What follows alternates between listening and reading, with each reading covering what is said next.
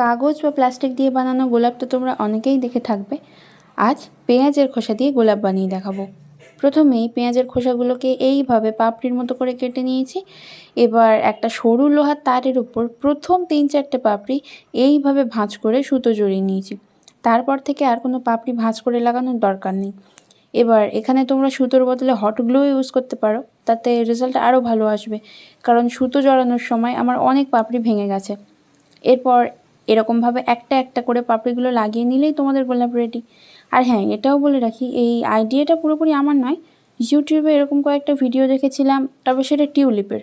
আমিও কিন্তু টিউলিপই বানাতে গিয়েছিলাম, এবার টিউলিপ বানাতে গিয়ে গোলাপ হয়ে গেছে।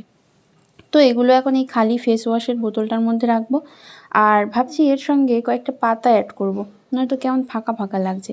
পরের কোনো একটা ভিডিওতে এই বোতলটার উপর কালার করে দেখাবো। আর ভিডিওটা কেমন লাগলো জানাতে ভুলো না। আজকের মতো টাটা।